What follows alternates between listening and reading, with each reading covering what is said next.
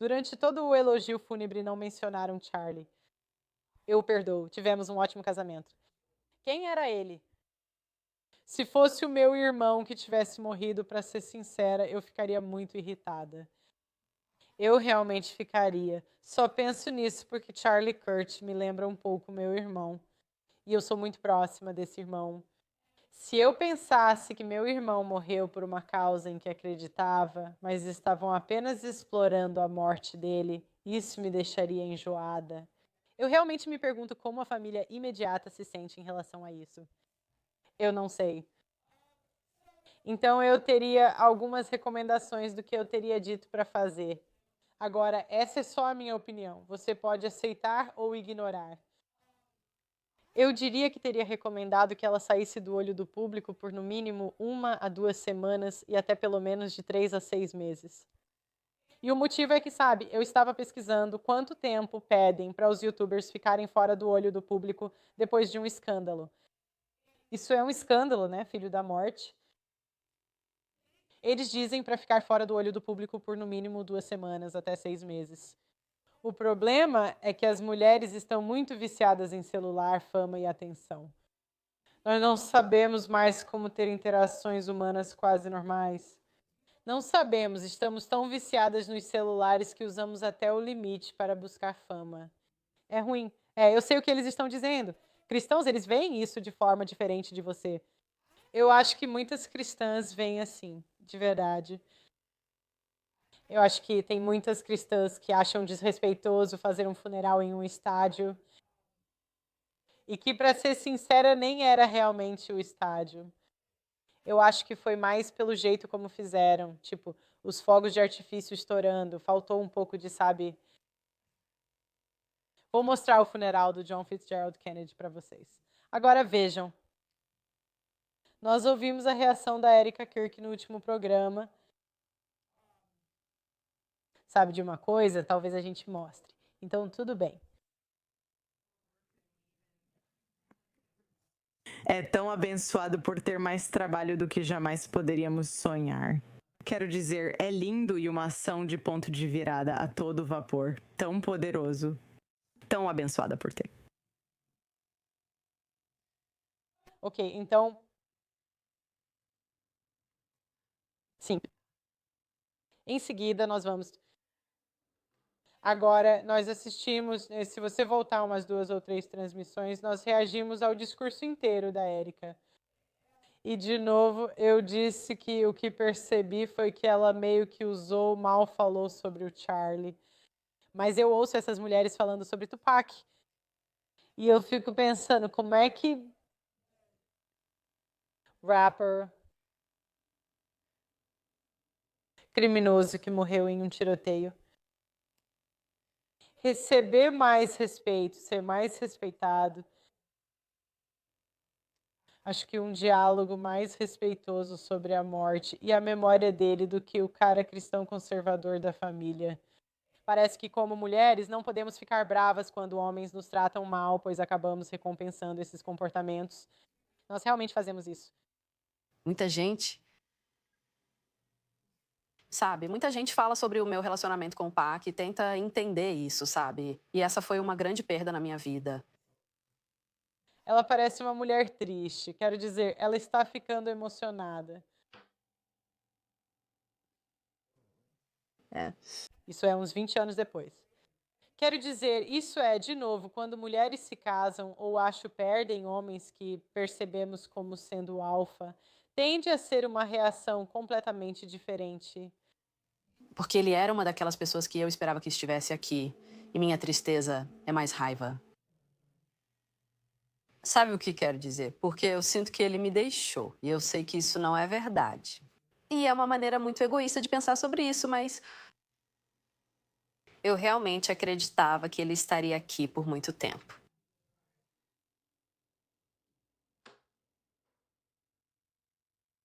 Ela é louca para ser justa, mas aqui temos outra.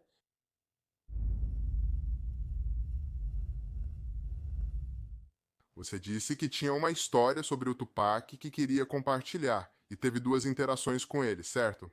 Me conte sobre isso.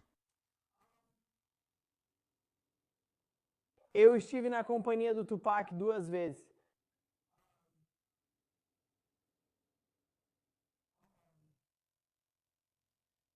Você vê a emoção genuína dessas mulheres.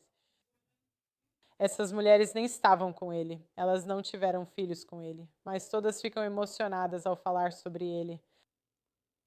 E quero dizer, a gente estava nos mesmos lugares, mas não andava nos mesmos círculos.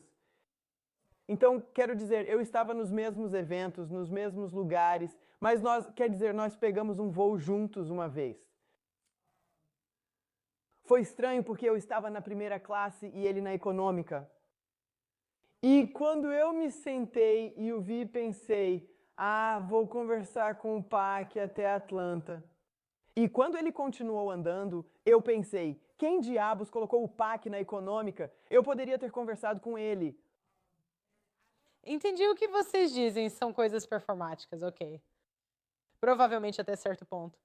Mas essas entrevistas parecem mais genuínas do que o discurso que Erika Kirk fez. Estou apenas mostrando a comparação e o contraste. Parece haver mais emoção ali. Viajar sempre de primeira classe? Não sou tão pretensiosa. Dessa vez, achei que tinha conseguido. Peguei primeira classe e Tupac. Então, as duas interações que tive com ele foi completamente diferente nas duas interações. E de forma extrema. Tipo, da primeira vez que o conheci, eu não sabia o que estava acontecendo comigo. Eu fiquei tão encantada. Eu fiquei hipnotizada. Eu fiquei enfeitiçada. Eu estava. E se ele não tivesse esposa e a gente estivesse no momento certo, eu teria pensado, bom, somos adultos. Espero que sua esposa sinta o mesmo que eu e que isso não seja um problema. Eu não faço sexo com homens casados intencionalmente, mas Ela fica pensando que queria ter transado com ele 50 anos depois. Quero que vejam isso, porque quando as mulheres estão muito apaixonadas por homens, é basicamente assim que elas conseguem outro. Sobre justiça poética. Um pouco sobre como foi trabalhar com Tupac em Justiça Poética. Pac era louco, eu adorava. Ele era como as pessoas viam, não estou dizendo que. Então, de novo, as histórias focam em quem ele era como pessoa. Não no que ele fez, mas em quem ele era. Esse não era ele, mas ele também tinha outro lado, onde era divertido e bobo.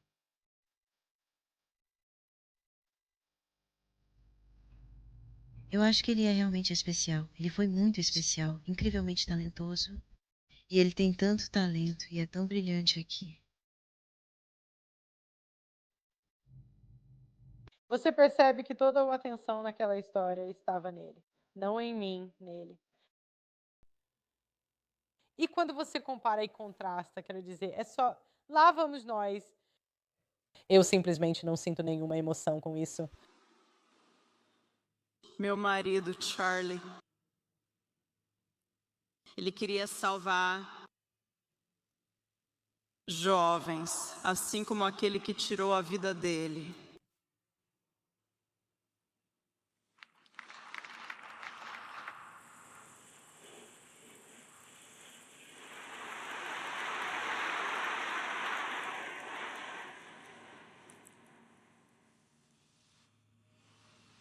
Aquele jovem.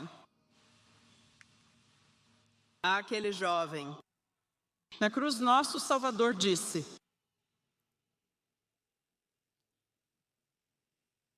Pai, perdoa-lhes, pois eles não sabem o que fazem. Aquele homem.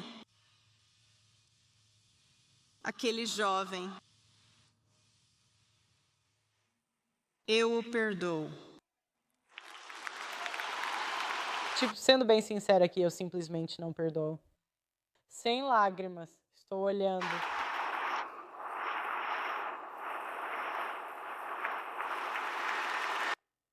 No discurso inteiro eu não ouvi nada sobre Charlie. Eu perdoo ele. Nós tivemos um ótimo casamento. Quem era ele? Quem as câmeras não viram, sabe? O que ele fez por você?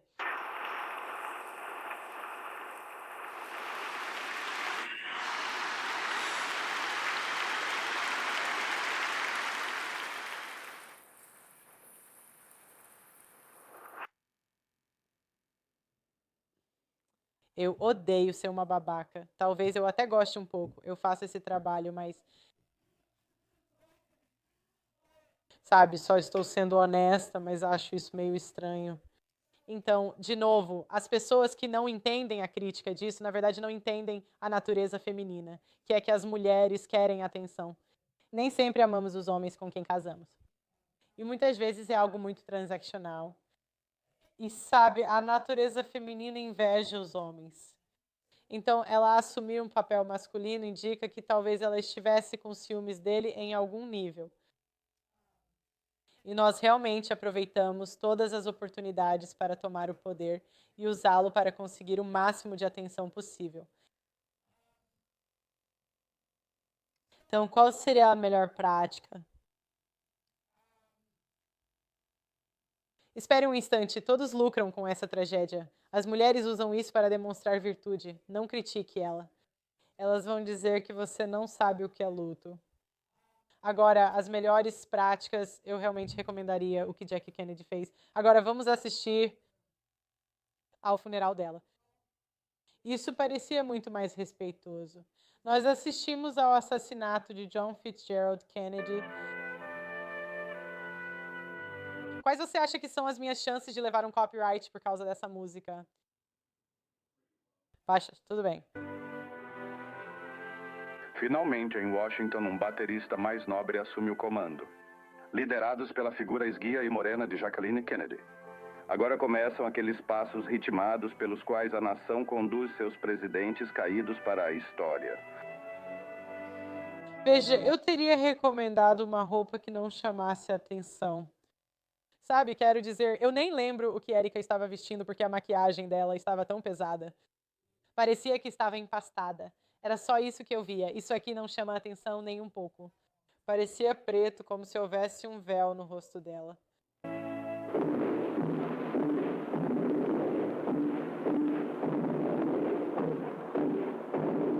Perla, mas ela tinha roteiristas escrevendo o discurso dela.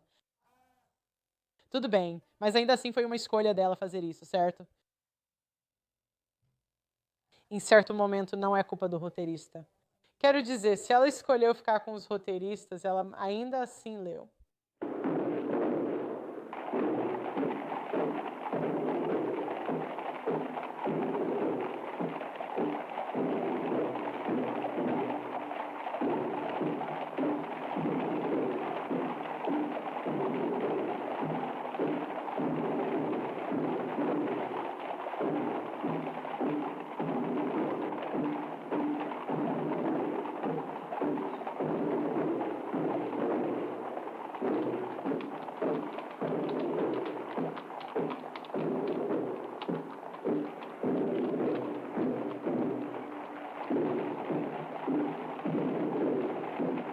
Você percebe a diferença? Esse sentimento é completamente diferente.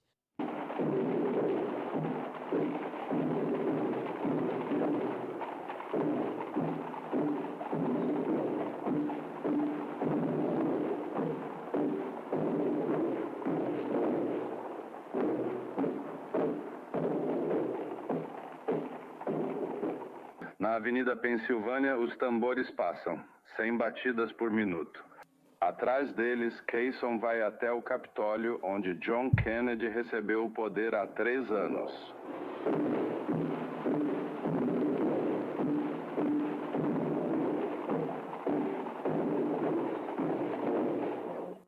Aguarde as honras militares tradicionais serem prestadas ao presidente falecido antes que ele seja levado para a rotunda para ser velado.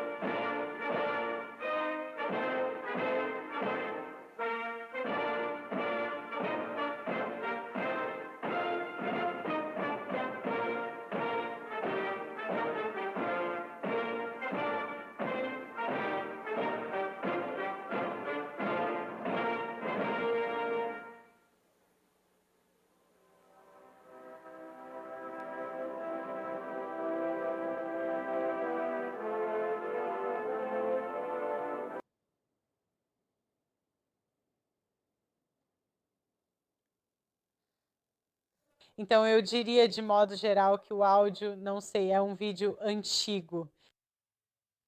Quero dizer, o quê? De qualquer forma, quero dizer, vocês entenderam a ideia. Aqui é um sentimento completamente diferente.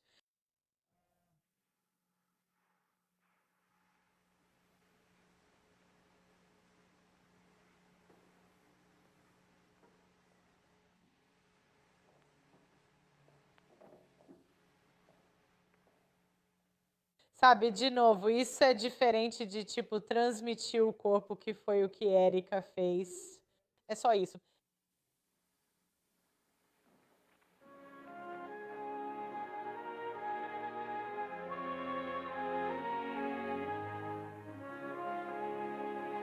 Jacqueline Kennedy dificilmente será esquecida hoje.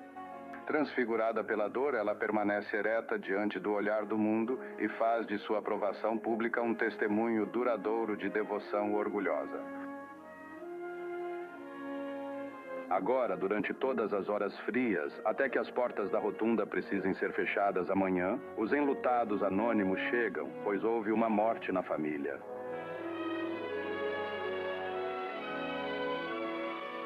Sim, só queria agradecer por ter se tornado membro. Então, no período seguinte, o luto inicial de Jack Kennedy foi marcado por uma postura pública estoica, em contraste com uma devastação privada.